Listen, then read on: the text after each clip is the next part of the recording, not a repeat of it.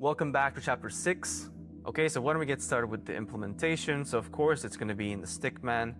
And because we're playing around with collisions, of course, it's going to be dealt with this capsule component, not the mesh. Because look, if you actually had to use the mesh for collisions, that would be super heavy, and I don't think with the current level of computation, we can do that real time efficiently. So we use a capsule component, which is overly simplified, and that's just how we do it. And this is why you can sort of like clip through different walls and objects and other characters and stuff, because we use this simplified representation of the collision. And so once you click the capsule component, you just go down, and I want to get an event on hit. I think we can also use begin overlap, but for responsiveness, I would pick on hit. So you click that and you get this event. So of course, anytime you hit something, this will fire and it will return this reference. And if you cast to stickman, and if the thing you hit is actually another stickman, this will fire, right? And you can do stuff after that. And of course, I want to also check if I'm hitting not just the stickman, but also the spaceman. So what I do is I take this and then spaceman. And so after it fails, I want to check, okay, maybe it's the spaceman. And if that's true, it'll just do this. That's cool. So let me just clean this up. And I think this will be fine. And of course, since we are dealing with collisions, which is one of the harder topics in Unreal Engine, I feel like I need to explain this well for the beginners out there, especially here. If I go into, where's that? This collision settings here, the advanced. Nope, it's this one here, which can confuse a lot of people. And so why don't we just compile and save, and let me explain it in detail. Here I have an abstracted explanation of how collision presets work. And it's very important to understand it, because whenever you're doing interaction with any kind of physics or, volumes, and you want some kind of actor to enter something and trigger something, or when one actor hits another actor to get some kind of event, you have to know how channels work, because when you're using line traces, that also comes up. When you're doing overlaps, it comes up. And so not knowing this will set you back quite a bit. And so for collision presets, there are 3 major parameters. One is collision enabled. I think it should be named a little better, because it should be more like collision types, because it's what you want to do with the collisions. And there are 3 main types. It's query, physics, and probe. Probe, I don't remember ever using it. It's very specific to getting information on physics simulations, so I wouldn't worry about that. And so these, you can, of course, in the drop-down, select them individually or a pair, query and physics, or physics and probe, but not query and probe. That doesn't exist. So there are 5 main types, right? So there's 1, 2, 3, 4, 5. That's that. The next one is the object type. So it's asking, who am I?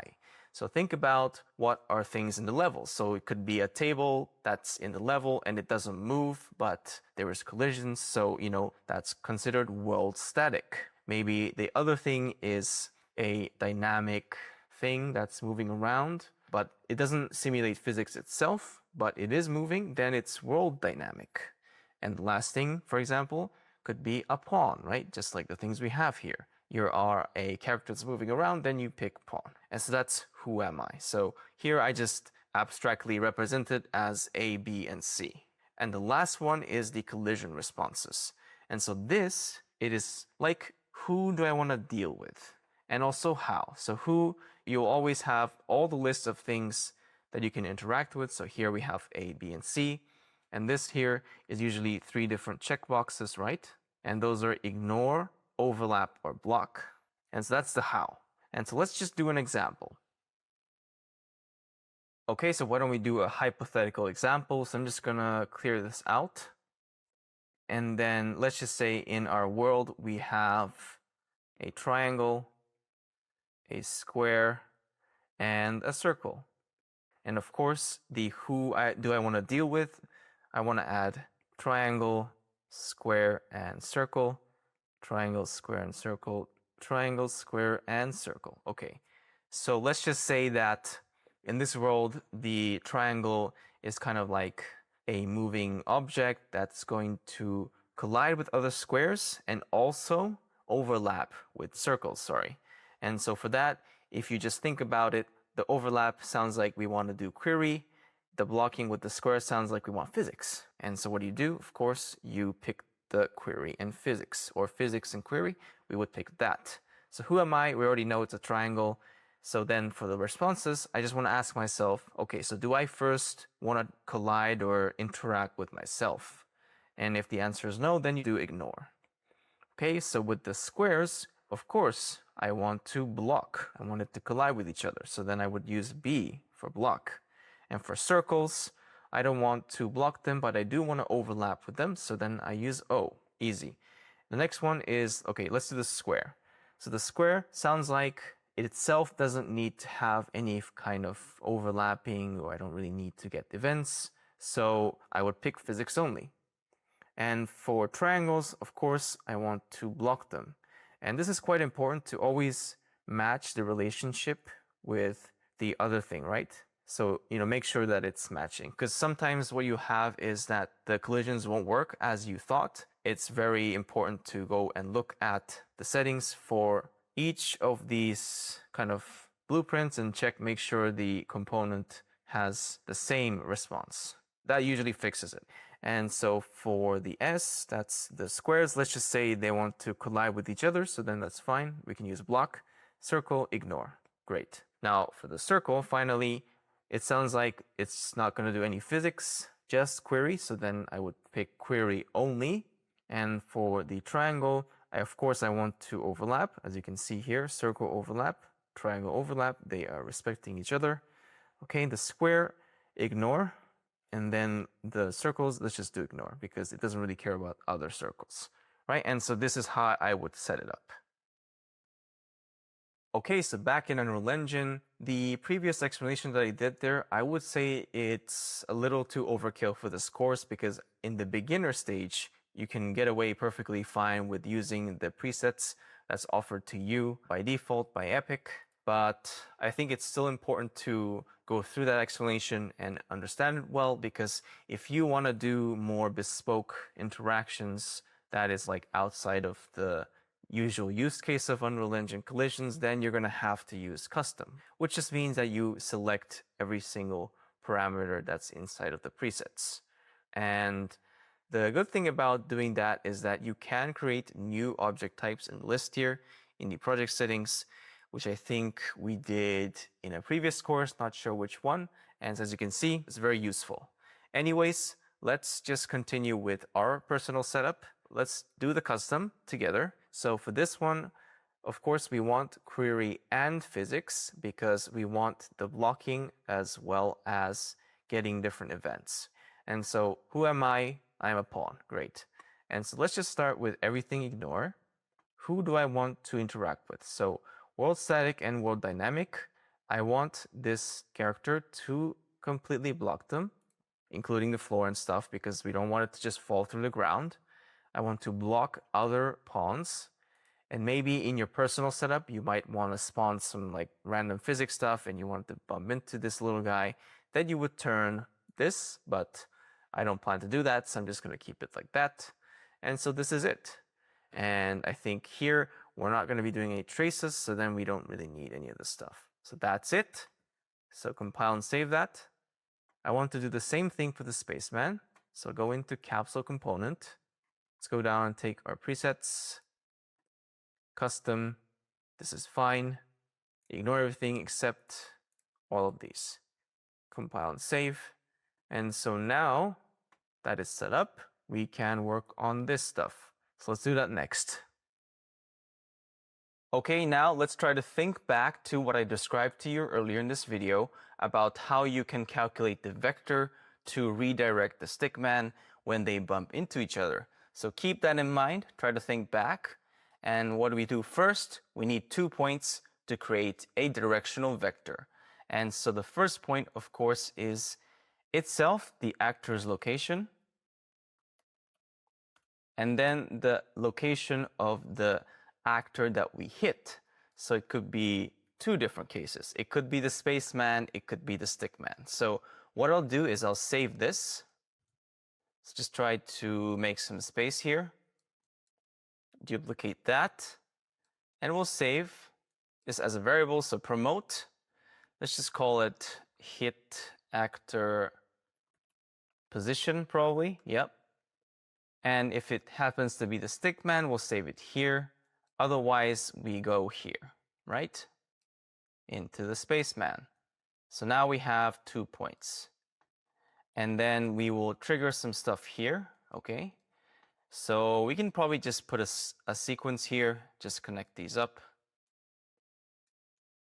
So whatever path it takes, it will always end up here. And then, so we have the hit actor position get. So I think we have to subtract itself's location minus the target or the hit actor, right? And this gives us what? A vector that is not normalized, which means it's not a unit vector, so we do normalize once again. And I would like to take maybe 2 zeros out of that. And then we have normalized, right? And then I told you I want to randomize it a little bit based on a cone degree. So what you do is you just take this and then you do cone. And you'll see that there's one random unit vector cone in degrees. There's a difference between degrees and radians. Degrees actually use the kind of like normal degree values, like 25 degrees, rather than like 1 or 0.5. So I want it probably like 30 degrees. Now, the issue with this is that this is in 3 dimensions, not in 2 dimensions like we want it to, in the x and y axis. So what do? Of course, you flatten it once again by just multiplying it with 110. Okay, now what's the next issue? Well, since we flattened it again, it's no longer a unit vector. So then we just duplicate normalized, bump that in, and now we have the final direction. After you get the direction, that is a unit vector, what do? You multiply with a scalar. So that's going to be random float in range. Sorry, random float. And you just plug this into here. And let's just do something like 50 to 200.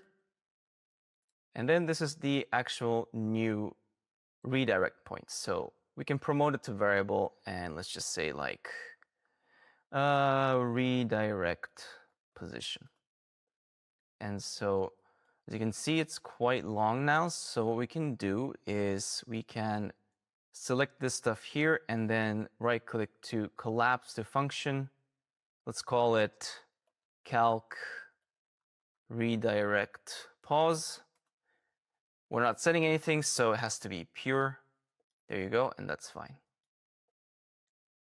All right, and then after we calculate it, we actually need to tell this thing here to move to. So this is the tricky part. What we'll do first is just put in a placeholder custom event, call it redirect move, for example. And then we call redirect move after you calculate it. So here, redirect move. Yep, that's fine. So the next thing in line is to basically here, we need to be able to differentiate whether we are calling move from the regular move or if it's part of redirect move. And so we will do that next. So compile and save.